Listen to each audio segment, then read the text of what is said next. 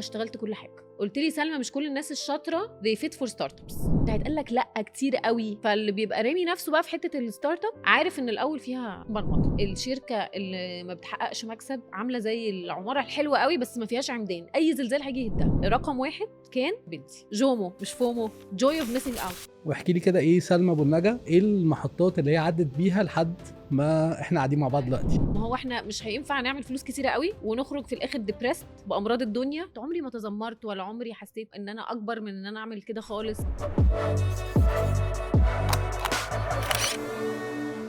يا مساء الفل. معايا النهارده ضيفه في الخبير مع المدير. عارفين لما بتشوفوا واحده تكونوا مثلا انتوا اشتغلتوا معاها بعدين تشوفوها بعد كام سنه وتحسوا ان هي اتطورت جدا او اختلفت جدا؟ واحده انا شخصيا كنت كل ما بقابلها بعد ما بيعدي وقت بحس ايه ده، ايه اللي وداها هناك، ايه اللي خلاها فجاه راحت في السكه دي. وما شاء الله يعني عملت نجاحات حلوه في الحاجات اللي هي راحتها. بدات في صيدله، وبعد كده في كليه صيدله، وبعد كده راحت من مجال الصيدله اشتغلت في التسويق، وحاليا هي فاوندر لستارت اب اسمها بيوتي 911. رحبوا معايا بسلمى ابو النجا. ازيك يا سلمى؟ هاي محمود. اخبارك ايه؟ all is good الحمد لله. متحمس جدا ان احنا هنقعد نتكلم النهارده، وانا مبسوط ان انا اشوفك ونقعد نتكلم مع بعض لان وانا بقالنا كمان كتير جدا ما اتكلمناش. جدا. والفكره بتاعه البودكاست بتاع الخبير مع المدير ان احنا نحاول على قد ما نقدر نوصل الكاريرز اللي انت اشتغلتي فيها للناس، ونحاول نعلمهم حاجه مفيده وحاجه عمليه بجد واكسبيرينسز حقيقيه. تعالي نجيب بقى الموضوع من الاول خالص، واحكي لي كده ايه سلمى ابو النجا اتخرجت، ايه المحطات اللي هي عدت بيها لحد ما احنا قاعدين مع بعض دلوقتي؟ انا اتخرجت من جامعه المانيه كليه صيدله، ودخلت صيدله عشان انا بحب الكيمستري جدا. بس كان عندي وقت المدرسه كنت بحب الكيمستري قوي، وكنت بحب اعمل كنت داخله في الستودنت كونسل اعمل حفله وتجيب تيكتس يعني كنت داخله في حته البيزنس، بس في نفس الوقت داخله كنت بحب قوي كيمستري وبيولوجي والحاجات دي كلها. فدخلت فقررت ادخل صيدله. اوكي. دخلت 5 سنين في GUC. ال5 سنين اشتغلتهم عشان اشتغلت طبعا في السمر بريك عشان I wanted to validate حبي للصيدله ده. انا هل هكمل بعد ال5 سنين صيدله ولا لا؟ فاشتغلت كل حاجه. اشتغلت في صيدليه، اشتغلت مندوبه مبيعات، اشتغلت في عياده، اشتغلت في مصنع quality control. ف I tried everything. طبعا وقتها كارير الصيدله الكلام ده من زمان قوي، فكارير الصيدله كان مختلف جدا، فما كنتش حاساه متماشي مع الامبيشن اللي كان عندي. فقلت خلاص انا طالما جربت و I don't feel انه this is where the place I should be. فقلت لا انا عايزه ابروسيد ان انا يعني اخد الكارير بتاعي في البيزنس. يعني دي حته حلوه علشان برضو الناس اللي لسه متخرجه او لسه في الجامعه، ان انت تتدرب في المجال اللي انت شاكك انت بتحبه ولا لا، وبالتجربه دي عقبال ما تتخرج هتكون عرفت انت اتاكدت ان انت مش عايزه. اتاكدت. ده انا 4 سنين وeverything، وعمري ما تذمرت. يعني مثلا كنت اخد الادويه في شنطه العربيه وانزل الف I knock doors على الصيدليات. عمري ما تذمرت ولا عمري حسيت ان انا اكبر من ان انا اعمل كده خالص. في المصانع كنت اروح افتح الادويه واتاكد ان كل حبايه مش مكسوره. رحت اشتغلت في صيدليه كان مرتبي 3 جنيه في الساعه و I was super happy. يعني انا كان بالنسبه لي objective is ان انا I want to validate حبي للصيدله ده هيكمل از كارير ولا لا، والاجابه كانت لا. وقررت بقى بعدها ان انا اتجه لمجال البيزنس. كنت حابه جدا الماركتينج، وجت قصادي opportunity في شركه مالتي ناشونال كنا بنشتغل فيها مع بعض. كانوا عاملين بروجرام للجراديوتس. البروجرام ده كان بيقدم فيه، ده جت قصادي بالصدفه البحته. البروجرام ده كان هيقفل بعد بكره، رحت مقدمه فيه قبل ما يقفل، يعني كان الباب بيقفل على ايدي. والبروجرام ده كان مقدم فيه آلاف الطلبه او الجراديوتس. اخدوا منهم 50-60 واحد حطوهم في تريننج سنتر او في ايفالويشن سنتر فور 3 days. ودي كانت اول ريل انكاونتر يعني مخيف في حياتي، ان انا رايحه مع مالتي ناشونال they are evaluating me على مدى 72 hours. الحمد لله ان انا I was one of the 4 graduates that were chosen to ان هم يدخلوا المالتي ناشونال دي. ودخلت وقعدت بقى في مجال الماركتينج هناك a lot of time, a long time. اول ما دخلت كنت ماسكه تاني اكبر براند في الشركه، مش ماسكاه، I was part of the brand team اللي ماسكه، بس كان exposure طبعا بالنسبه لي في سن صغير علمني حاجات كتيره قوي. برضو دي حته مهمه، ان البراندات الكبيره بيبقى فيه فريق 2 3 بيشتغلوا عليه، عندهم خبرات مختلفة، عدد سنين خبرة مختلفة، ففي ناس بتحط أكتر مع بعض الاستراتيجية، وفي ناس مسؤولة عن الخطة، وفي ناس داخلة أكتر في التنفيذ، وفي حاجات كتيرة قوي مشتركة، وده المسمى اللي هو براند مانجر أو أسيستنت براند مانجر. بالظبط. بعدها رحت انترناشونال ستارت اب تانية برضو كنا فيها مع بعض. الستارت اب الانترناشونال ستارت اب دي كانت ادتني بقى اكسبوجر تاني خالص عن البيزنس. يعني المالتي ناشونال الاولانيه كانت بتديني انجل اوف ذا بيزنس، الانترناشونال ستارت اب الثانيه اللي روحتها ادتني انجل تاني من البيزنس، اللي هو هاو كان يو تيك اوف ا بيزنس، بيلد تيم، لونش برودكتس، ازاي تختار التيم اللي معاك، التيم ده بيفرق ازاي في نجاح او فشل الشركه، البرودكتس ازاي تستارت برودكت من كونسبت وتروح مصنع وتحضر. ف يعني عالم تاني خالص عن البراند اللي انا كنت ماسكاه قبل كده. and then my corporate I paused my corporate role، لان كان بقالي بقى 5 سنين صيدله اتداس على وشي، وراهم 7 سنين corporate، فكان 12 سنه مفيش بريكس خالص، لان كمان في الجامعه كنت بشتغل الصيف كله، فكان بقالي 12 سنه ما اخدتش اجازه، ف I stopped here and then I did a year for the UN as a communication consultant. وبعدين قلت I want to start my own business، وهنا بقى كان التيرن اراوند بتاعي. ليه بقى؟ يعني ليه تاخدي own business بعد الكوربريت؟ يعني خلينا نقول الشغل في الشركات في سيستم مريح ما بين قوسين، يعني انت عارفه برضو ايه المطلوب منك وعارفه انت هتدي ايه، لكن الشغل في الستارت اب او انك تبداي ستارت اب يعني هقولها لك مرمطه طبعا. فايه اللي خلاكي في المرحله دي ان انت ديسايد انا عايزه ابتدي ستارت اب؟ هقول لك رد عفوي جدا. something inside me was telling me أنا I want to start my own thing. يعني ان انا مش وصلت لمرحله ساتوريشن، محدش بيوصل في مرحله ساتوريشن في التعليم من الكوربريت، بس وصلت لمرحله انه البيزنس بقى مكرر قوي بالنسبه لي. يعني هروح فين بقى بعد كده؟ بقى هروح يدوني رول اروح اشتغلي في المانيا، اروح اشتغلي في ريجن في دبي. this wasn't something that بالنسبه لي was appealing. وانا I was very passionate about business. الحاجه اللي ظهرت بقى في خلال رحلتي في الكوربريت كلها حاجه انسايت مهمه قوي في النقله بتاعت ان انا start beauty 911، وكانت ان انا طول عمري بحب قوي يبقى اروح الشغل. احنا كنا بنشتغل في المالتي ناشونالز او في الكوربريت ممكن 16 17 hours a day. لو يوم راحه شكلي مش حلو او شعري بنسميه باد هير داي بالنسبه للبنات، my productivity بتتاثر. ببقى متنشنه، متعصبه، مش مستريحه. وده مش انا بس، ده كل البنات. يوم الحد تلاقي البنات كلها طالعه من الويكند من الكوافير عاملين ضوافرهم مظبوط وشعرهم مظبوط، تلاقيهم جايين يوم الحد وحوش في الشركه بقى ميتينجز ومش عارفه ايه، extremely productive and that's a real thing. انه الستات لما بتاخد بالها من نفسها بيحسوا من جواهم ان هم they're fulfilled، غير لما بيبقوا رايحين بقى الشغل بقى عاملين زعبله والمانيكير متقشر ومش عارفه ايه، تلاقيهم مش مبسوطين خالص من نفسهم. انسايت تحفه انه taking care of yourself it has to do with your well being، ملهاش دعوه انت شكلها عامله ازاي من بره. ف in my international startup اللي كنا فيها مع بعض دي، كان في كوافير في الاوتيل اللي تحت الاوفيس، فكنت في الميتينجز في اللانش بريك يبقى عندي ميتينج، انزل بسرعه في اللانش بريك اعملوا لي شعري بسرعه، حطوا لي مانيكير بسرعه عشان عندي ميتينج اب كامينج. فاقعد اقول يا لو كان في اوبشن ان انا ابقى قاعده في الاوفيس، كنت باخد اللابتوب معايا واخلي 2 يعملوا لي شعري بسرعه ومش عارفه ايه. فاقول يا لو كان في اوبشن ان هير دريسر يجي لي في الاوفيس، ولا يا لو كان في اوبشن ان انا قاعده بشتغل في البيت على برزنتيشن وهير دريسر يجي لي في البيت وانا قاعده بشتغل، بدل ما ابقى انا قاعده في الكوافير الناس كلها قاعده بترغي مع الكوافير وانا الوحيده اللي قاعده على اللابتوب شكلي غريب. فكانت النيد in the back of my mind، عمري ما فكرت فيها as a business، يعني هي كانت in the back of my mind I know it's there.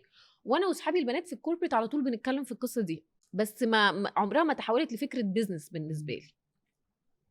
فافتر I finished the UN قلت ايه، سلمى ما تشوفي كده ايه هارفارد ولندن بيزنس سكول بيقولوا ايه والبيزنس رايح فين والدنيا عامله ازاي. رحت هارفارد اخدت كورس على how to build business based on market trends انت هتبقى تتوقعها ان هي هتحصل. حلو قوي. الكلام ده كان في 2017. انا بقول لك يعني ان وقتها هارفارد كان بيحكي اللي حصل في الكورونا. ده متخيلين السيناريو. حاجه غريبه جدا. فرحت هارفارد كان بيتكلم على how everything is going to turn from brick and mortar to digital completely. وان الريل استيت هيبقى على ديجيتال والفينتك هيبقى ديجيتال. وانا كنت قاعده اقول له ايه ده، يعني انا قاعده عماله افكر ايه ده، انا مش هعمل تحويل في البنك يعني بالورقه.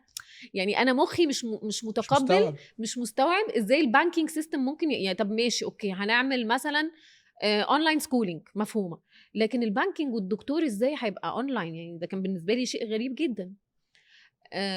وانا راجعه من هارفارد جات لي بقى فكره انه لا، انا جات لي الحته بتاعت النيد بتاع ان الستات they need to integrate their beauty routines inside of their busy schedules. فقلت I'm going to do this. I want to digitalize. هنبدأ بالبيوتي اندستري في مصر من physical لديجيتال. ومن هنا بقى I launched my first startup اللي هي Twa2Go. I knocked door على my hair stylist or my hair professional اسمه كيمي. He's one of the best business mind في الاندستري. Immediately هو حب الفكرة يلا let's do it together. 9 months later الاب كانت launched. كنا عاملين حاجة بسيطة قوي، هي one app offering one thing home service. بدأنا بقى نشتغل والشركة we're growing bit by bit. من الأول أنا I was very clear with myself إن أنا I'm going to bootstrap. ليه بقى؟ ودي حاجة مهمة لأنه أنا جاي من corporate world. ممكن نقول إن أنا عندي خبرة في ماركتينج، عندي خبرة في business، في financials، في strategy، بس ما عنديش خبرة في الoperations. وأنا I was very transparent with myself. يعني انا كنت عارفه نقطه الضعف بتاعتك وانك انت في حاجه انا ما عنديش خبره. انا واحده ست جايه من الكوربريت، مش هقعد اقول بقى انا عشان جايه من الكوربريت فهبقى اشطر حاجه في كل حاجه. لا، انا ودي حاجه تانية، شلت الايجو خالص من الموضوع. يعني برضو اللي بيبقى طالع من مالتي ناشونال بيبقى طالع فيري جلامرس، وبقعد مع سيلبرتيز وايجنسيز واعلانات وكده. ليه؟ وبادجتس كبيره. ليه؟ ان انا ام لانشينج ماي كومباني بوت سترابينج. هنصرف $1000 يا جماعه في الشهر. هنعملها كده لغايه اما نمسك زمام الاوبريشنز. ده كان بالنسبه لي I was very transparent with myself في الحته دي. طب استني قبل ما نتكلم يعني ندخل في البعديه لان ده مهم جدا. انا عايز اقسم بس اللي فات ده لحتتين عشان لو حد بيتفرج او بيسمع عدوا منه. فالحته الاولانيه ان فكره البيزنس بتاعتك جت من نيد عندك انت شخصيا وعند الكوميونتي بتاعتك. يعني غالبا انت اتكلمتي مع ناس كتير حواليكي ولقيتي نفس النيد وانسايت بتاع مستهلك، يعني حاجه احساس عند المستهلك او جاب فجوه عند المستهلك اشتغلتي عليها. قويتي الحته دي بدراسه، نقطة مهمة. كنت واضحة ان انت محتاجة تدرسي حاجة قبل ما تبتدي، وبعدين هبتدي على قدي. وده يمكن معنى كلمة بوت سترابينج. مظبوط. بوت سترابينج معناها ايه؟ بتكلفة قليلة يعني ان الفاوندر هو اللي يبدأ يصرف على البيزنس بتاعه مبدئيا في الاول لغاية ما يعمل تراكشن. وهقول لك على حاجة. وقت ما كنت بلانش بيوتي 911 كان برضو او Twa2Go كان السوق مش كده. يعني السوق كان الناس كلها بتاخد انفستمنتس، كله بيعمل راوند اوف انفستمنت. يعني سبيشالي Twa2Go اللي هو اول ستارت اب ليكي، دي كانت مرحله موضه الستارت ابس والانفستمنتس. ده حقيقي. ودي حاجه من الحاجات اللي انا somehow I'm very proud of myself فيها. وما بتكسفش اقول ان انا I'm proud of myself فيها. I'm proud of myself ان انا يبقى عندي الاوبشن، ان انا يبقى عندي الاوبشن ان انا اخد انفستمنت اون بورد، وان انا اقول لا انا هبوت ستراب عشان انا مش هجازف باسمي مثلا، او مش غير لما اتاكد ان انا ماسكه زمام الاوبريشنز 100%. فان انا بدات بوت سترابينج اول حاجه. وبوت سترابينج قرار صعب مش سهل، لانه بيأثر عليك also على الناحيه الشخصيه او الناحيه بيرسونال، لانه هي انت you're spending from one basket. تعملي تقريبا هتصرفي من عندك وهتشتغلي اكتر وهتجيبي ناس اقل، يعني على قد الحافك مد رجليك. ده معنى بوت ستراب بالظبط كده. فانت زي ما انت قلت، فاللي بيبقى رامي نفسه بقى في حته الستارت اب عارف ان الاول فيها يعني مرمطه وهيداس على وش الواحد كده كده، بس انا I did it purposely. فاول حاجه I bootstrapped we launched Twa to go. بعد كده 6 شهور جت الكورونا، كانت الشركه بقالها 6 months old. قلت ده احنا خلاص بقى يعني هنقفل. بس ليه؟ ما انت عندك سيرفيس بالعكس يعني محتاجاها للكورونا. اتفلو تحفه. عملنا في الكورونا البلان بتاعت السنه كلها. واو. برافو. الستات كانت قاعده في البيت بيعملوا كيكات، كل واحده بتعمل كيكه وكله بقى قاعد مع جوزه وكده، فعايزه بقى خلاص. والرجاله كانوا بيعملوا كيكات برضه عشان مش ستات بس. والستات لازم بقى تقعد شكلها حلو، هيعملوا ايه؟ فكانوا بقى بيطلبوا Twa to go في البيت. after 2 years قدرت اقول بقى احنا we are ready to expand. للتوضيح يعني Twa to go كانت يا جماعه فكره سيمبل جدا، هو بيزيكلي ديليفري للبيوتي سيرفيسز اللي هي الشعر والنيلز وات ايفر الكوافير بيعملوا للست في البيت يعني. فابلكيشن سيمبل، فكره سيمبل يعني، مش لازم الستارت اب تبقى حاجه كومبليكيتد ومعقده وصعبه. 45 minutes very simple app, very user friendly experience, user journey سهله قوي، كل حاجه was very easy. ومن هنا حصل على فكره الeducation للكونسيومرز ان هم لان احنا انت as Twa to go انت مش بتصرف بس براند awareness، انت بتصرف على user education ان انت convert them from brick and mortar للديجيتال. فانت بتلعب دورين، دور ان انت بتعمل براند awareness ودور تاني ان انت بتعمل conversion من البريك اند مورتر او education من البريك اند مورتر للديجيتال. ايه المصطلح ده بريك اند مورتر؟ الفيزيكال ستور. فيزيكال ستور اللي هو يعني على الارض في محل. ان ما يبداوا ما يروحوش الستورز يعني. ان هم يستخدموا الديجيتال. دي نقطه حلوه. معلش يا سلمى اشرح لنا اكتر الحته دي. يعني دلوقتي لو انا بعمل فكره زي الابلكيشن بتاع Twa to go دي، الفلوس بتتصرف فين؟ ايه اكتر يعني باكيتس بتصرف فيها فلوس؟ براند اويرنس، ان احنا التسويق يعني مين التكنولوجي طبعا عشان تعمل اب كويسه ويوزر فريندلي. واهم حاجه في الاب بتكون انا بالنسبه لي اي تكنولوجي برودكت طلعناه هو الاناليسز والداشبورد والداتا والحاجات دي كلها اللي نقدر نعمل منها اناليسز عشان نطور. وتاني حاجه هي البراند بيلدينج. الاثنين دول كده يعملوا كام في المية من المصاريف تقريبا اللي انت بتصرفيها في حاجه زي Twa to go؟ 70-80%. اوكي. والباقي بقى اللي هو مرتبات اللي هو حاجات تانية. اوكي. سنتين بقى موفينج فورورد، سنتين كنا جاهزين ان احنا نلونش. انا كان من الاول كنت عايزه اعمل ماركت بليس وعايزه اعمل هوم سيرفيس، بس برضو كانوا 2 جاينتس كبار ما ينفعوش مع بعض، فقلنا هنبدا بالهوم سيرفيس وبعد كده نلونش ماركت بليس مع الهوم سيرفيس. ومن هنا بقى we launched Beauty 911. Beauty 911 we launched as a standalone company. It acquired Twa to go بالusers بتوع Twa to go everything.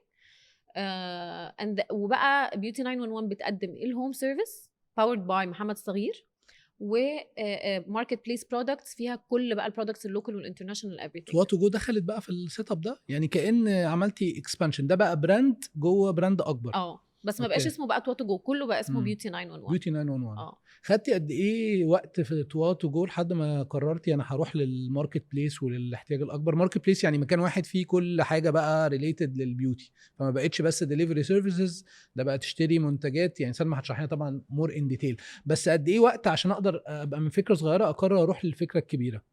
It took me 2 years. سنتين. okay. 2 years 2 years and a half. يعني 2 years و a half year بقى تعمل phase in phase out. بس 2 years عشان اقدر اقول انا جربت. يعني الاوبريشنال موديل بتفضل تجرب في حاجات لغايه اما حاجه تظبط وتقول دي الاوبتيمم ودي بتعمل لي احسن يوزر اكسبيرينس، وتقدر بقى تسكيل عليها. ف it took me 2 years exactly. حاجه من الحاجات اللي بحب برضو اقولها لما بتكلم مع اي حد عايز يبدا ستارت اب، انه ما نبصش الترند ماشي ازاي. لان لما ارجع للنقطه بتاعه البوت سترابينج، وقتها كان كل الناس، وحتى وانا لونش بيوتي 911 in 2022 كان كله بقى يكلمني، اللي هو الستيك هولدرز بقى، كان ده الهاي سيزون بقى بتاع كله بقى بيلم الانفستمنتس اللي هو 3 و4 مليون دولار. يلا بقى توب لاين. كل الناس دي بتعمل يعني، او I'm not speaking badly about الناس اللي بتعمل كده، بس بقول في ناس بتلم investments تقعد تبني في توب لاين جامد قوي، بتحرق فلوس عشان تعمل توب لاين عشان اخد راوند اوف انفستمنت بعدها. توب لاين يا جماعه اللي هو البيع، اللي هو يعني عدد الناس اللي بتسبسكرايب للخدمه او عدد الترانزاكشنز اللي بتحصل على الابليكيشن، فبتبقى بتكبر بيع بس بتصرف فما بتكسبش، فانت بس شكل الشركه ضخم كمبيعات بس مش ضخمه خالص، ممكن تبقى بتخسر كبروفيت. فانا حاجه برضو من الحاجات اللي عملتها وقتها، قعدت ابص كده وانا بقى خلاص انا جاهزه بقى ادخل بقى I'm ready to play big. فقعدت ابص لقيت شركات وترند والناس مقتنعه فيها او مقتنعه بيها، انه عمالين يعملوا توب لاين مرعب بس فيش بوتtom لاين خالص، they are cash burning all the time. ويقول لك اصل الشركه دي بقت valuated بمش عارفه ايه وكام وعملنا ونزلنا الصوره وفاهم. انا بشوف ان الحاجات دي completely coming out of ego، يعني انه ان انا عايزه ابقى شركتي بكذا. انا قلت لا، انا عايزه ابني بوتtom لاين الاول. البوتtom لاين هو الاساس اللي هيوقفني قصاد اي ازمه هتحصل.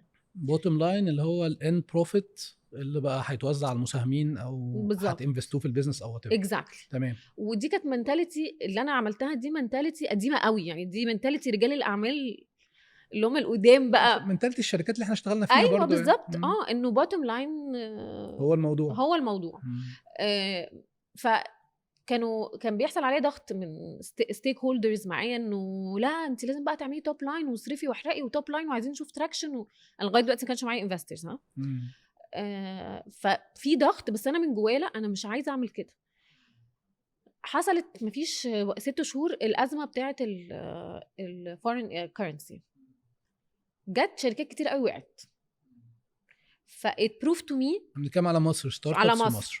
فجت انه الفالويشن، الحاجه اللي كان الفالويشن بتاعها 5 مليون بقى الفالويشن بتاعها مليون.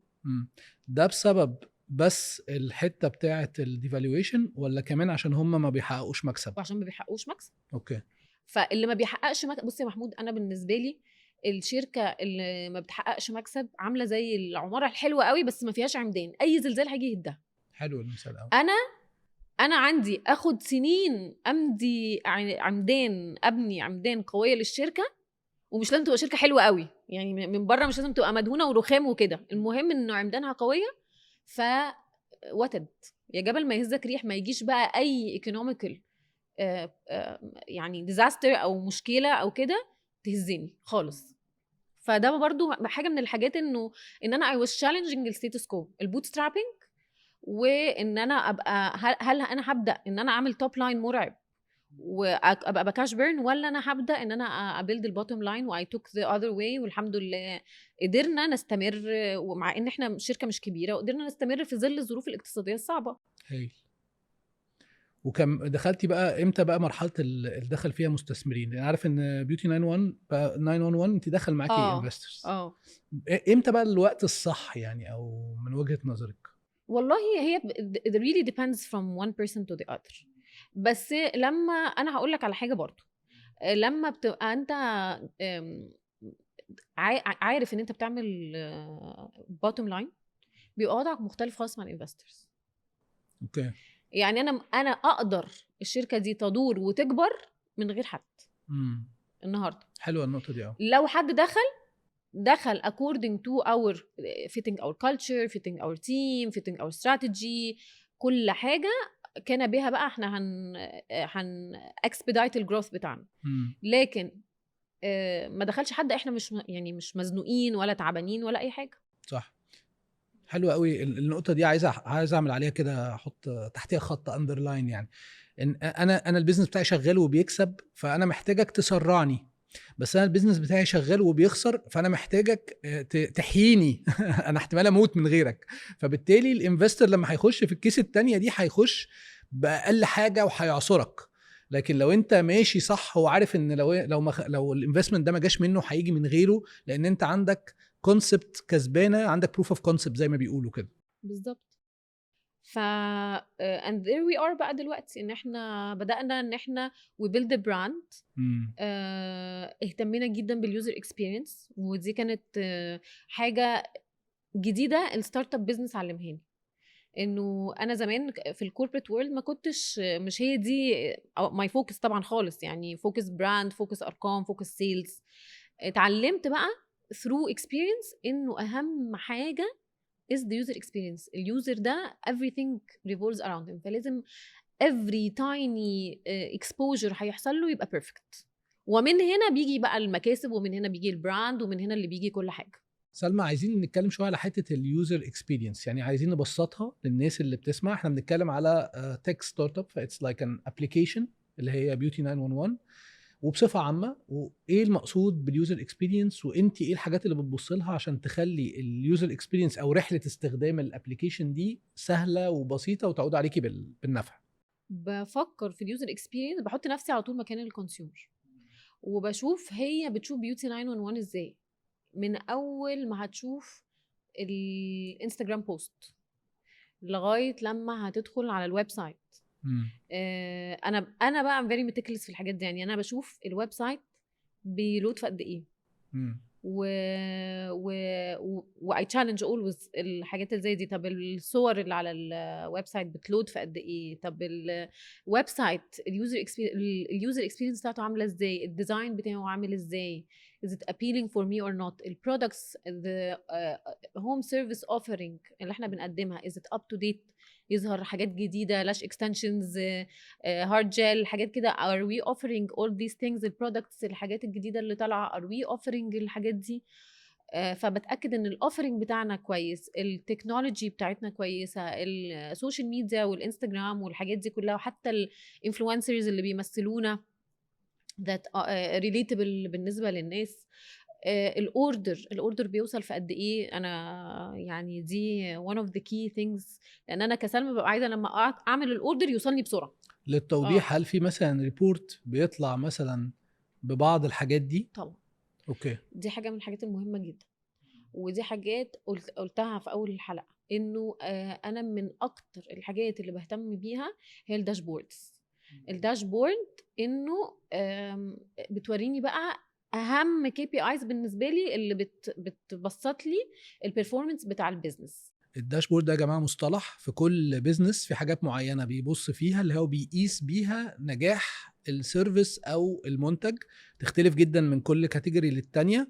مفروض ان الانتربرينور اللي لسه في بدايه حياته، او اكشلي حتى اللي بيشتغل في اي شركه في اي مجال، يكون عنده داشبورد اللي هو 3 4 5 10 حاجات بيبص عليهم عشان يعرف هو ماشي صح ولا لا. فدي حاجه. الاوردر بيوصل ازاي؟ بهتم قوي بالناس اللي بيريبريزنت بيوتي 911، لان في الاخر بيبقى تيم، بس اللي بيريبريزنت بيوتي 911 it goes down to الكوافير اللي بيدخل البيت والمندوب اللي بيوصل البرودكت. فساعات في ناس بتنسى ان هم دول في الاخر الواجهه بتاعتنا. ف we try to do so much for these people to make sure ان هم they are representing us in a good way in terms of training او in terms of rewards او اي حاجه، او even personal relations. يعني انا ايام تواتو جو لما كان السكيل اصغر شويه، كان عندي كنت بعمل ويكلي ومانثلي ميتينجز مع الكوافيرات، ونجيب كنتاكي وفول طعميه ونقعد ناكل مع بعض. it really changed the game when you have this human، ان احنا ما نتعاملش مع الناس ان هم روبوتس، ولا ان هم تيم وبيشتغل وخلاص وكل واحد هيروح ينام في بيته. انه يبقى في some sort of human relationship ما بين التيم اللي بيحرك الشركه والتيم اللي بينزل بقى على الارض ويوصل السيرفيس او يوصل البرودكت. ودي فرقت قوي معانا. حلوه دي. ايه اكبر تحدي في الاوبريشنز بقى؟ يعني احنا قلنا في الاول ان الفلوس كلها بتروح لحته ان احنا نعرف الناس براند اويرنس والاب. في المرحله دي خلاص انت داخله اوبريشنز، ايه اكبر تحدي؟ خاصه ان بقى في معاكي مستثمرين، فمش المفروض ان الكاشز اكبر تحدي. ايه اكبر تحدي جوه الاوبريشنز؟ يعني at this point انا مش بشوف تحديات خالص. الحقيقه يعني التحدي دلوقتي مثلا ممكن يبقى بالنسبه لي في انه to hire the right people. يعني at a point بيبقى مش لازم ان التحدي يبقى في الاوبريشن. احنا الاوبريشنز بتاعتنا ممكن يبقى اللي هو بس على very مثلا انا بكلمك على 5% مثلا ان اللوجيستكس تبقى فيها any sort of عرقله. بس بالعكس احنا في السكيل بتاع دلوقتي احنا مشكلتنا مش في اوبريشن خالص، ولا براند ولا كاش. احنا مشكلتنا او مش مشكله، بس التشالنج is to get the right people on board. ودي انت نقطة. تعتبري في مرحلة ايه دلوقتي؟ يعني بتسموها ايه في لغة الستارت ابس؟ احنا ما بقيناش ستارت اب خلاص وما بقيناش سمول، يعني let's say احنا we're a medium size company. ما شاء الله. اوكي. بس انا بحب اقعد اقول ان احنا ستارت اب، لان الحته دي gives me so much fire جوايا ان احنا نحس انه it's a mindset. فبالنسبه لي at this point is getting the right people، لان throughout the journey الحاجه الوحيده الكونستنت اللي مش هتتغير الناس. فالناس انا اثبت لي كده من تجربتي انه they are really the makers or breakers of the company. and for you يعني as a founder انه انت بتحوط نفسك زي ما في الحياه، انت عايز تحوط نفسك بناس كويسه، ناس مش نيجاتيف، ناس that do not pull you down. نفس الحاجه انت عايزها في الستارت اب، انه ناس they believe in the dream, they are achievers, they will do all what it takes. وانت قلت لي على فكره مره زمان من 7 سنين او من 8 سنين، قلت لي سلمى مش كل الناس الشاطره they fit for startups. وده حقيقي الستارت اب، وانا بقولها لاي حد، بقيت اقول الجمله دي لاي حد we're hiring، انه يا جماعه if you do not fit في الستارت اب مش معناها ان انتوا فشلتوا، معناها ان انتوا في ناس are born to be in corporate وفي ناس are born to fit in a startup. fitting in a startup is a whole different story. فانا for me the challenge is making sure ان احنا we're getting the right people. طب بالنسبه لك بقى بيزد على الستيتمنت اللي انت قلتيها دي حلوه، مين ال او ايه السكيلز اللي لو عندي ابقى انا حاسس ابقى انا ينفع افيت اكتر في شركه ستارت اب؟ اول حاجه مش سكيل خالص، هي اول حاجه personality character. تبقى شخص بوزيتيف. اوكي. الشخصيات النيجاتيف هتاخدك وتنزل الارض. ما ينفعش يبقى شخص كئيب او شخص ليه؟ has to be، لان الستارت اب مليانه تشالنجز. لو ما كانش شخص بوزيتيف وبيشوف التشالنج ده على انه اوبورتيونيتي وازاي وهيشمر وهينزل ويشتغل وكده، انت از فاوندر ممكن تحبط لو الناس اللي حواليك مش كده. فلازم يبقى شخص بوزيتيف.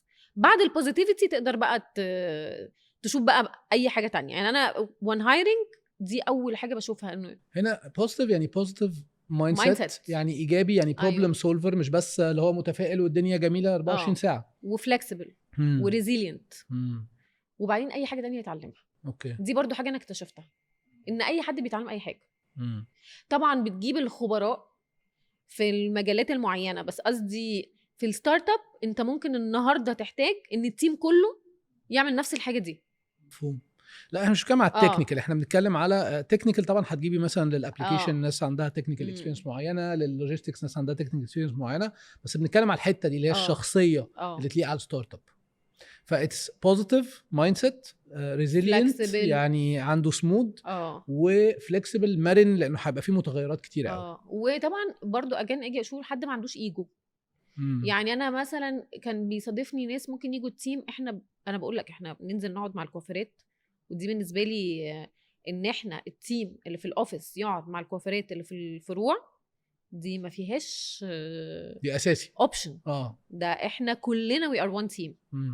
فممكن انسيدنت واحده جت قالت لي انا ما مثلا انا ما اتعلمتش عشان انزل اقعد مع الكوافيرات. ثانك يو بنك مصر. اشوف وشك في الحلقه القادمه. يعني خلاص كده. اوكي. فانا بالنسبه لي برضو لازم نشيل الايجو. يعني قصدي الستارت اب فيها انك هتدخل ميتينجز وهتقول لك نو كتير، هيتقال لك لا كتير قوي. از فاوندر اند از تيم، هو از فاوندر برضو في الاول سمعت لا كتير. لو انا بقى I'm not believing in myself and my dream، دي ممكن تحبطني. لو انا I believe in myself، لا عادي هسمع لقات كتير، وبعد كده هسمع اليس، واليس هيجي بعدها 1000 يس. فاهمني؟ بس حلوه دي. طب تعالي بقى ننقل على you as a woman and as a mother. خلاص، وبتشتغلي في حاجه انا بتهيألي انها متطلبه جدا وبتاخد وقت كتير وبروبلي كوابيس كتير وستريس كتير. ازاي بتعملي بقى some sort of work life balance؟ يعني هل في بالانس اصلا ولا لا؟ وانت ازاي بتمانجي القصه دي؟ في بالانس طبعا. وده ليتلي وهقول لك ليه. في الاول ما كانتش البريوريتيز، وكان انا وضعي في الاول زي وضع ستات كتير قوي اللي هي بتشتغل وام. فعلى طول مرميه في حته انه يا الا انا مع بنتي فعندي جلت ان انا ميسنج اوت على الشغل، يا الا انا في الشغل وعندي مام جلت ان انا ميسنج اوت على بنتي. الموضوع ده بقى بينتهي لما بتحط البريوريتيز بتاعتك ستريت. ما ينفعش رقم واحد يبقى حاجتين، رقم واحد لازم يبقى حاجه واحده. فإن ماي كيس انا رقم واحد كان بنتي، ورقم 2 هو الشغل. فبقت الحسبة سهلة جدا بالنسبة لي ان my daughter comes before she outrules work every single day. اوكي. فلو عندي ميتنج وعندي مسابقة لكاميليا هروح المسابقة بتاعت كاميليا. فما بقاش عندي حاجة يا محمود اسمها جومو، مش فومو، joy of missing out. خلاص ما انا priorities بتاعتي واضحة. فانا دلوقتي ما بقتش الحتة الستات بيحصل لها البيرن اوت او بيحصل لها الستريس الرهيب لما بتشتغل، لما بتبقى انا عايزه يبقى عندي الاثنين، عايزه يبقى عندي بيزنس ناجح قوي وعايزه يبقى عندي عيال شاطرين قوي ومتربيين قوي وبياكلوا اكل صحي وكده. مش هينفع. يعني لو انت عايزه شغلك هيجي الاول وولادك هيجوا 2 which is not wrong، ممكن يبقى ده السيزون في حياتك محتاجه تعملي كده. فهتظبطي امورك بتاعه الولاد ان هم يبقى معاهم حد، يبقى في حد. لا تايم بارك هنا عشان انت قلتي جمله حلوه جدا. قلتي السيزون. يعني انا مش لازم دايما تبقى في كل مرحله في حياتي هو نفس البريورتي رقم 1 ورقم 2. فمثلا وانت بتقومي البيزنس احتمال تيجي شويه على عيلتك وهتحتاجي سبورت من اهلك، من ناس حواليكي يساعدوكي في الحته دي. ده اللي انت قصدك بيه. معلش يعني عايزك تحطي عليها كده. يعني ان الحياه بالنسبه للست الوركينج مام ممكن تبقى سيزونز. يعني انا في سيزون I'm building فيه the business، حلو، هحتاج support مش village 20 village عشان يعملوا لي support واتاكد ان كل حاجه مظبوطه في البيت وكده. بعد كده البيزنس استقر، بيبقى عندك اختيار من اختيارين، يا الا انت هتكمل جري الوحوش فهتيجي برضو على عيلتك وكده وهيفضل عندها مام جلت. انا بتكلم على الستات. يا الا هتاخد قرار conscious decision انه ايه اللي بيجي قبل ايه. انا ما بقولش ان في حاجه صح وحاجه غلط. انا بقول انا in my case ان انا قلت لا، انا she comes first before my business. فبقى عندي الجومو، يعني ببقى انا بالعكس انا مبسوطه. ايه ده، في ايفنت انا مش هحضره بس انا عشان رايحه تمرين، وبقى وانا في التمرين I'm very present I'm very happy، ما عنديش بقى اي جلت ان انا missing out على ولا حاجه. فده بيعمل لك راحه نفسيه. وانا ليتلي ان ذا بزنس بقيت اهتم قوي ولما بتكلم مع ستات تانية وكده الرود تو منتل هيلث. ما احنا بنعمل البيزنس ده ليه؟ يعني احنا عامه في الدنيا بنعمل شغل ليه ولا احنا موجودين ليه؟ عشان نبقى مبسوطين، عشان نبقى مبسوطين وراضيين. لو انا هعمل بيزنس يبقى ناجح جدا وانا على طول متضايقه، طب ما هو ايه لازمته؟ ولا على طول حاسه بالجلت، ايه لازمته؟ فانا حطيت ده برايورتي، ومن هنا فبقى بنتي رقم 1 وبعد كده شغلي يجي رقم 2. بس طبعا بحب طبعا انا انبش وادرس واسمع في الحاجات دي اكتر. فسبحان الله لقيت انه دلوقتي there is a global او international discussion حاصله بالذات للفيميل لاد ستارت ابس على حاجه اسمها فيميل freedom based business. يعني ايه freedom based business؟ يعني ان البيزنس بيغير شويه المفهوم بتاعنا بتاع زمان، ان انا عشان ابقى بزنس اونر او حتى بشتغل في كوربريت او اي حاجه لازم ابقى مطحون. لا غلط. وانا بقى كسلمى دلوقتي I believe انه غلط وانه it's very toxic اصلا، ان انا لازم اللي هو ايه 24/7 hustle. لا ده مش حقيقي ومش صح اصلا. انه freedom based business ان انا ازاي ابني البيزنس مش بس عشان financial goals، عشان انا استريح. انا مش لازم كسلمى اقعد اشتغل لغايه ما يبقى عندي 60 سنه وريتاير بقى يبقى عندي 60 سنه ومعايا فلوس بس يعني مفيش صحه. لا وليه؟ ممكن ابطئ على فكره الجروث بتاعي. يعني انا لو هكبر اللي هكبره في سنه وانا مموته نفسي ومش شايفه عيلتي ومش شايفه بنتي ومش شايفه اي حد، هكبره في 3 سنين. طب I'll do it in 3 years. انا ده this is my mentality. فالfreedom based business is this: how can you build a business that's built on system that can scale with a strong team. في حالة ان انت هتستيب اوت من الصورة او هتزوم اوت من الصورة، ممكن تبقى فيرتشوال ممكن تبقى بعيد، مش لازم تبقى في الاوفيس 24/7. البيزنس ده داير. فخلالي السنة دي ان انا في 2024 دي اول مرة اعملها ان ماي جولز، انا ماي بيرسونال جولز، اول جول طبعا كان جروث جول او فاينانشال جول بالنسبة للشركة. تاني جول كان ان انا اخد 3.5 months of work، شهر رمضان وشهرين الصيف واسبوعين في الوينتر بريك بتاع بنتي. ده كان بالنسبه لي KPI للنجاح. يعني لو انا فعلا ناجحه انه الشركه قادره تدور نفسها وانا I'm distant، معناها ان انا I'm doing good job. صح. ان التيم ده قوي، ان الفيجن واضحه، ان البلان كلير، ان الكاش موجود، everything is وفي الاخر انت بتبص على داشبورد. فرمضان ده الحمد لله قدرت اعملها 70%. مش هقول 100% عرفت اخد رمضان كله اوف، بس اتليست لاول مره احس برمضان والعزومات والحاجات دي، فاحس ان انا I achieved something. بس خلينا للتوضيح طبعا، يعني بقالك 12 سنة بتشتغلي، بقالك 6-7 سنين في الستارت ابس لحد ما قدرتي توصلي لحتة عشان بس اللي بيسمع يفتكر انه يقدر يخطط حياته على 3 شهور اجازة، فما يبقى احنا كده بنضحك عليه. لا، وعايزه اقول حاجه فعلا، انه في ناس فعلا بيفتكروا، بيبقوا انا بشوفهم الاصغر سنا او لسه متخرجين من الجامعه عندهم اوبسيشن بمارك زوكربيرج والين ماسك وكده، ان هم متخيلين ان هم هيعمل البيزنس 6 شهور هيبقى معاه فلوس كتير قوي، فهيبقى قاعد في المالديف وبيدور البيزنس على التليفون. it takes so much sweat and blood to reach a point ان اصلا الواحد يقدر يديستنت himself من الشغل. انا عايز ارجع للحته بتاعت انا عجباني فريدم بيس بزنس كفكر، لان انا في مؤخرا كنت في بانل، والبانل دي كانت جايبه ناس متخرجه من مجال معين، وكانوا جايبين اكسبرتس في هذا المجال تكنيكلي، وانا مش اكسبرت تكنيكال خالص في المجال، بس كانوا جايبيني عشان اتكلم من ناحيه البيزنس من ناحيه الماركتنج. فالبانل كانت كلها ناس كويسه قوي، وكله كان بيقول لازم هتعمل كده عشان تكبر، ولازم هتعمل، يعني كل واحد كان بيدي زي الادفايس ان عشان تكبر وتبقى عندك بيزنس قوي تبقى عامل ازاي. وبعدين جت عليا فالست سالتني ايه رايك في الكلام اللي اتقال، وهل لازم نعمل كده، ولازم كمان نعمل بيرسونال براند، وكانت دي الحته اللي انا هتكلم فيها. فقلت لها في الاول هو مفيش لازم اصلا، هو انت عايز ايه؟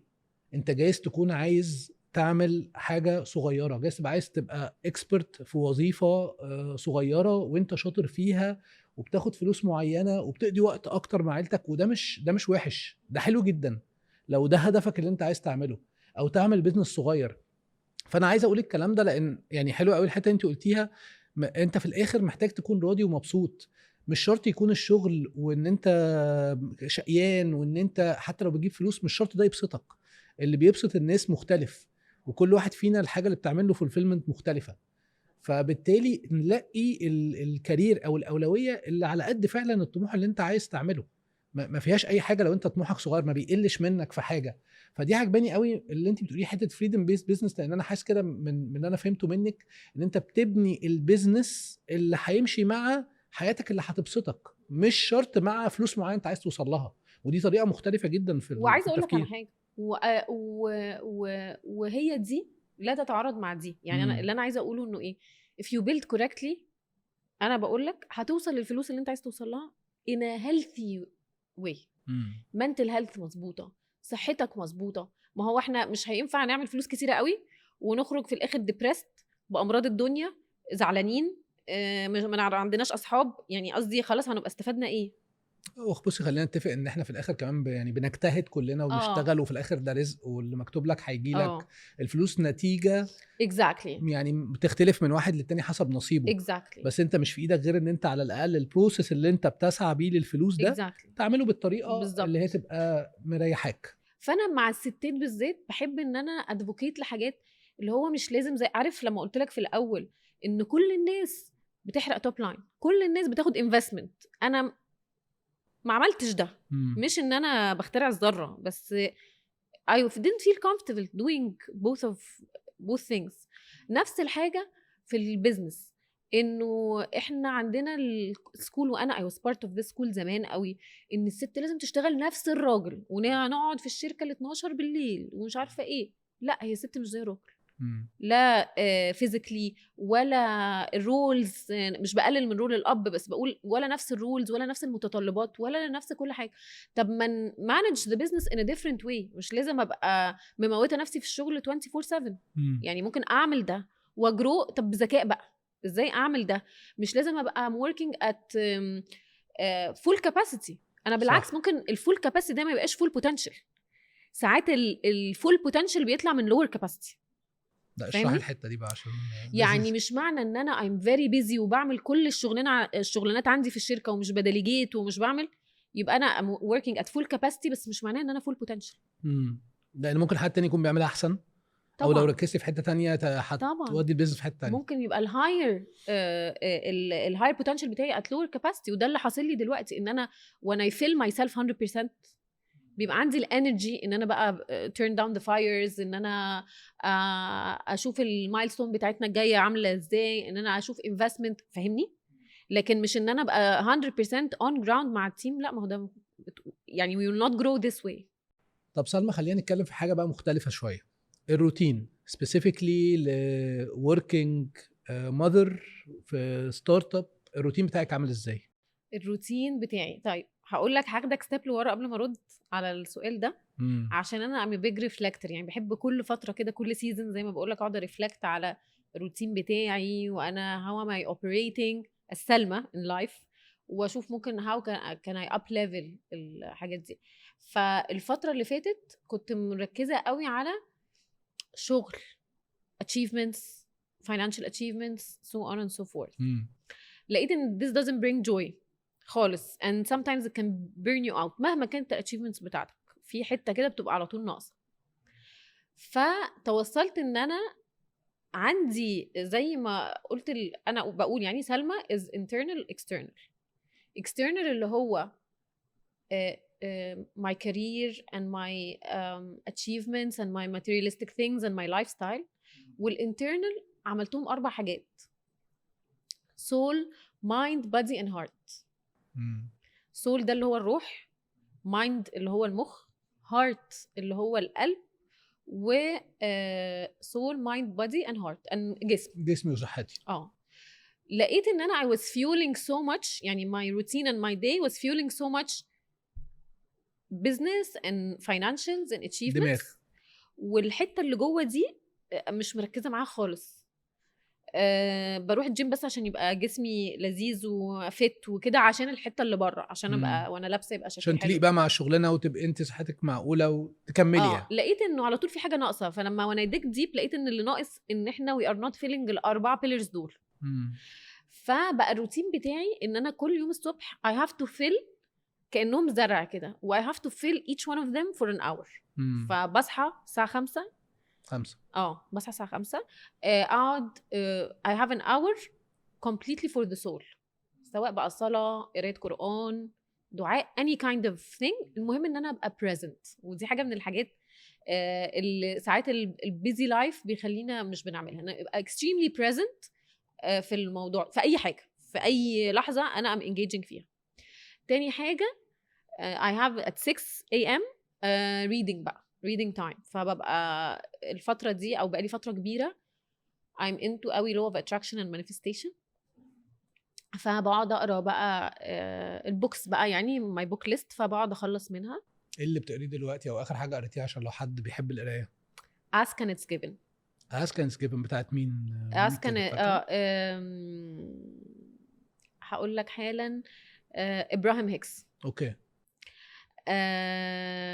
It's one of the greatest manifestation books anyone can read. اللي بيسمع يعني ايه manifestation books معناها ايه؟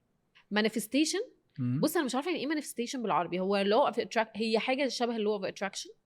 law of attraction وقانون الجذب، ودي حاجه انا عايشه بيها، دي مدرسه انا عايشه بيها بقالي كتير. هي حاجه ليها علاقه شويه بالمايند سيت وبالانرجي وبالطاقه وبطريقه التفكير اللي تجذب. 100%. تمام، هي مايند سيت. حلو قوي. فساعه السول اللي هي دعاء وصلاه، وساعه للعقل، وساعه للقرايه والتفكير شويه. الساعه 7 is the hard time، اللي هو بصحي بنتي وبننزل نروح المدرسه، بس I make it fun.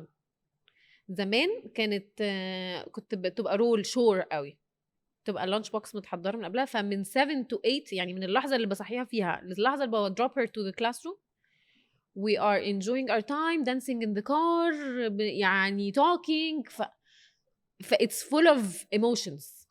وحاجه انا كنت حابه ان هي لما تكبر تفتكر انه الساعه دي كل يوم برافو is something we do special، وعندنا special songs we dance in the car. I do my best to drop her to school every day, and then من 8 بقى بطلع الجيم، I work out for an hour and it's my for the body, and then I'm ready بقى to meet the world.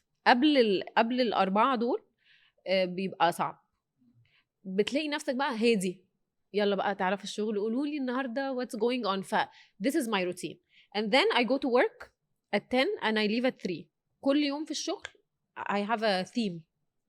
يعني في theme يوم التيم كله، في يوم creative، يوم financial and legal، فكل يوم meetings بره. فقصدي even everyone around me knows my days ماشيه ازاي.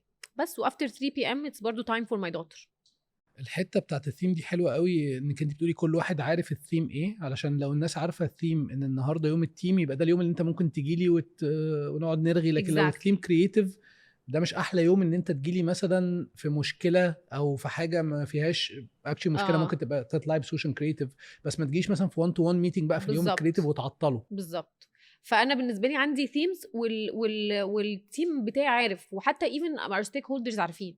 يعني الميتنجز بتاعتي الاكسترنال باخدها الايام الفلانيه، والميتنجز بتاعتي الانترنال باخدها الايام الفلانيه، واليوم الكرييتيف ده اكتر يوم قريب من قلبي عشان انا بحب قوي البارت ده، ومش ببقى عايزه ان انا مايرول لما الشركه تكبر يسحبني عن الحته دي، لان this is something I love to do.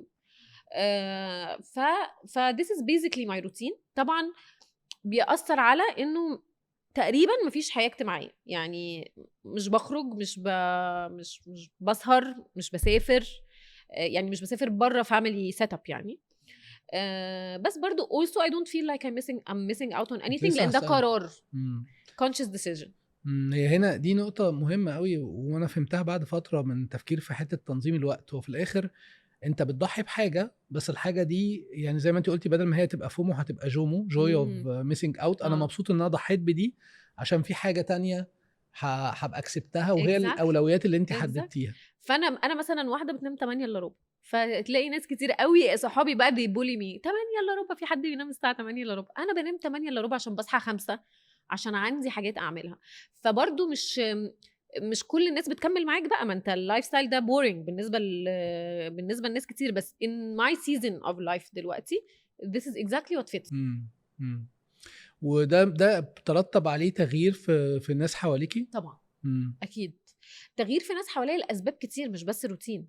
يعني في ناس بتبقى عارفاك بشكل معين، ولما بتبدا انت تتطور ما بيقبلوش الشكل ده، او يمكن انت لما بتنجح ما بيقبلوش النجاح ده، او تبدا يبقى انت you have a certain personality that develops. ففي ناس كتيره طبعا بتقع along the way، ودي نقطه مهمه قوي محدش بيتكلم فيها في البيزنس اونرز، انه مش كل الناس اللي انت بتبدا معاهم on a personal life بيكملوا معاك للاخر خالص. ده بالعكس، دي هي بتبقى بقول انا غربله، يعني بيغربل لك الناس along the way، وبتشوف بقى مين فعلا السبورترز ومين فعلا اللي هم they fake the support. يعني انت عارفه حد انا وانت نعرفه، احمد فهمي، كان مره بيقول لي اول لما اترقيت لجنرال مانجر قال لي جمله، قال لي شغلانه وحيده جدا، اتس ا فيري لونلي جوب. فدايما لما بتبتدي تتطور في حته معينه زي ما بتقولي كده، بتبتدي ناس معينه تحس خلاص انت مش لايق علينا، انت مش ماشي مع الحته دي، ودي بتحط ضغط نفسي على الشخص، لان هو ما بيلاقيش نفس الناس هي اللي واقفه جنبه. ممكن ساعات لو هو مش واضح قوي في اولوياته يتهز، يعني يقول هو انا بعمل حاجه غلط، ولا انا مش مبسوط زي الاول ليه.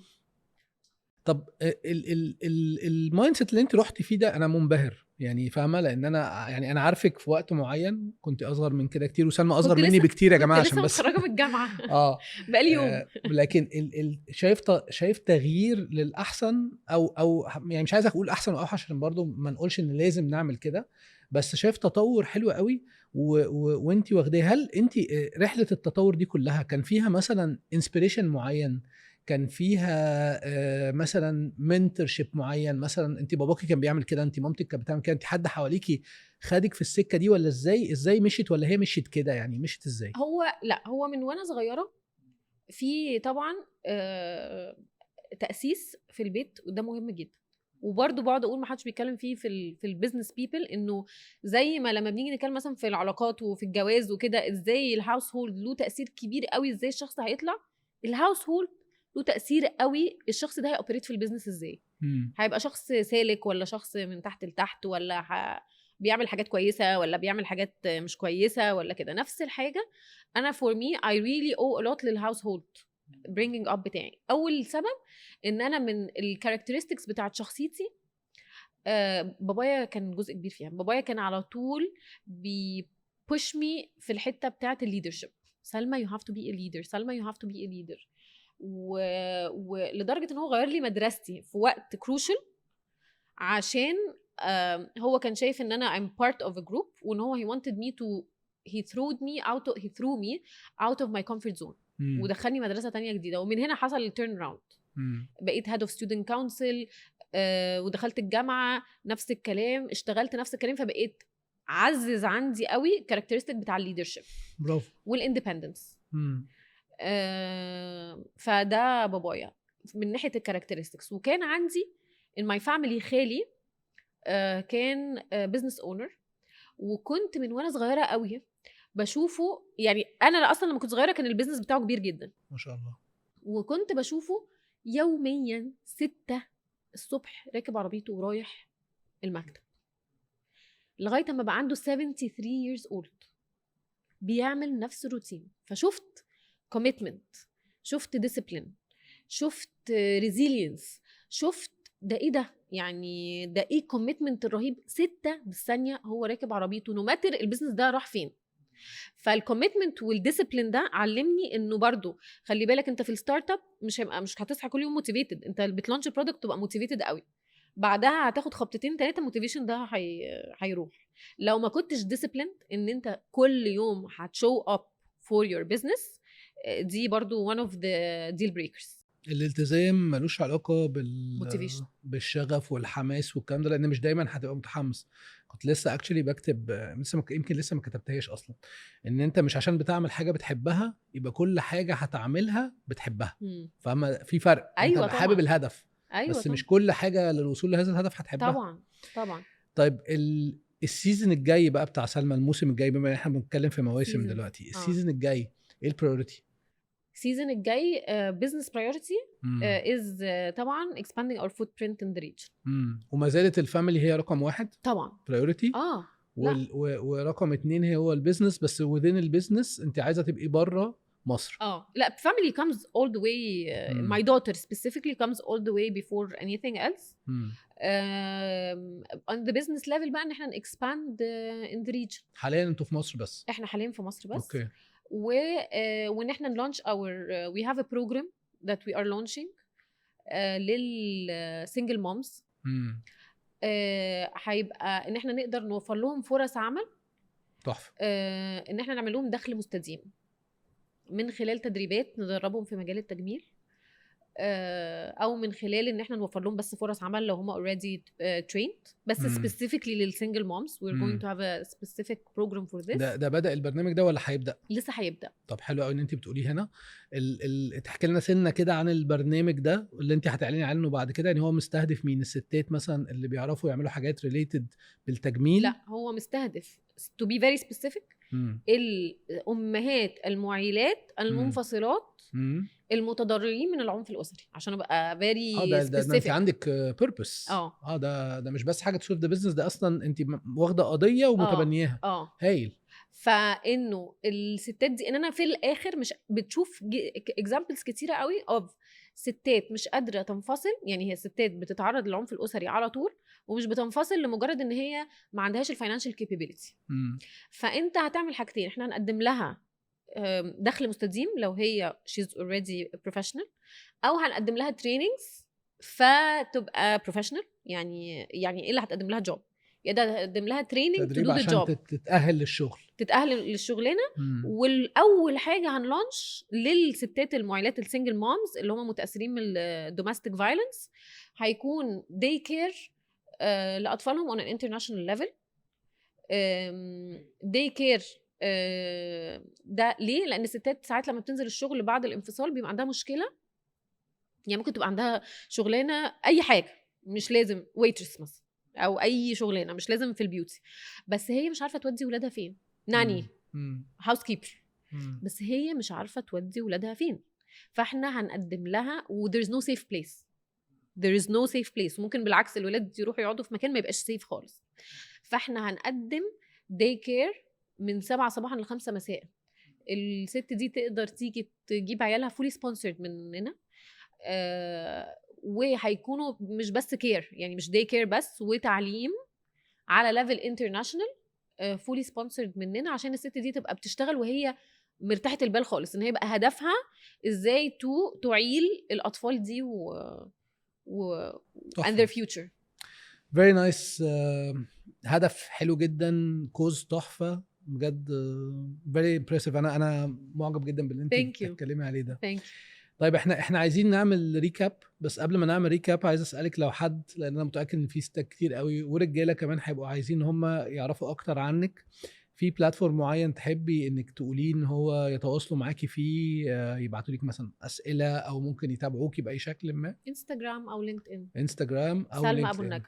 طيب انا هاخد منك الاكونت وهنحطه في اللينكس. تعالي بقى نريكاب عشان احنا النهارده اولا نورتيني وحلقه تحفه انا كمان ما بطلتش رغي وبتتكلمي من قلبك، ويعني بجد انا انبسطت جدا في الحلقه انا دي. المهم ان احنا نفيد حد، يعني يبقى في حد بيستفيد من الكونتنت او من الكونتنت بتاع الحلقه بتاعت النهارده. ان شاء الله ان شاء الله.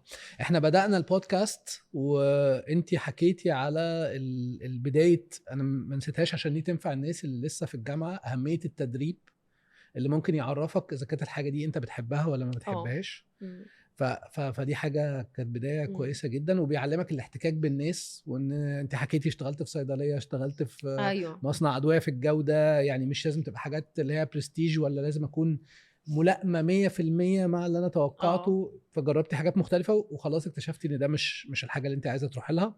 وبعدين اتكلمنا على الحته بتاعه التسويق وازاي اتعلمتي منها يمكن حاجات تخص الداشبورد اللي هي بنبص على ايه مقاييس النجاح للمنتج او الخدمه، ودي من الحاجات اللي فادتك. اتكلمنا على بدايه البيزنس اللي هي حلوه قوي، جاب عندك انت نفسك لقيتيها وعملت لها فاليديشن، فبدا البيزنس بفكره حاجه انت شايفاها ناقصه في السوق. وعلى فكره ده اي انتربرينور يعني اللي هو بيسموه سيريال انتربرينور بيكون بدا بحاجه كده يعني. ومن هنا بداتي تعملي حل للموضوع ده، وبداتي الحل على حاجه صغيره. كان عندك فكره كبيره بس قررتي تبداي بالفكره الصغيره عشان تجربي نفسك فيها، وبداتي انك اتعلمتي حاجه تساعدك على انك تبداي البيزنس ده. وفي المرحله دي انت سميتيها السيزون ده كان سيزون الفوكس على البيزنس، وده عملتي من غير مستثمرين. بدات البيزنس بحاجه اسمها بوت سترابنج، على قد لحافك مد رجليك. وبعد كده لقيتي نفسك جاهزه انك تعملي وير يو ار رايت ناو اللي هي بيوتي 911 ستارت اب ما شاء الله ميديوم سايز زي ما قلنا بمستثمرين. وحطيتي في المرحله دي بقى بعد ما البيزنس قام على حيله البرايورتي كلير، فاميلي الاول او بنتك الاول، وتاني برايورتي البيزنس، واخر حاجه الحته بتاعه الروتين ان انت كنت ناسيه نفسك شويه. واضح صح؟ وقررتي ان انت لا انا لازم ببتدي اليوم بثلاث اربع حاجات بعملهم ليا والبنتي اللي بيدوني السعاده ان انا بعد كده زي ما انت قلتي ايه ابيت ذا وورلد، حارب العالم. والروتين بتاعك I think is very specific اللي ضحيتي بيه بشويه خروج وفسح في مقابل انك تقضي وقت اكتر مع بنتك وانك تقضي وقت اكتر مع نفسك وتغذي روحك زي ما انت حطيتيها. واخر حاجه البروجرام اللي انت عاملاه سبيسيفيكلي للستات اللي هتعلني عنه، اللي بيعانوا من العنف الاسري ومش عارفين مش قادرين هم ينفصلوا او عندهم مشكله الدخل. في حاجه نسيتها؟ لا ده انت عملت احلى ريكاب في الدنيا. لا بجد سلمى نورتيني، والبودكاست دي كانت مفيده جدا. انا استمتعت بالحديث وتعلمت حاجات، ومتاكد ان اللي بيسمع برضو اكيد استفاد. ثانك يو محمود. ثانك يو يا سلمى.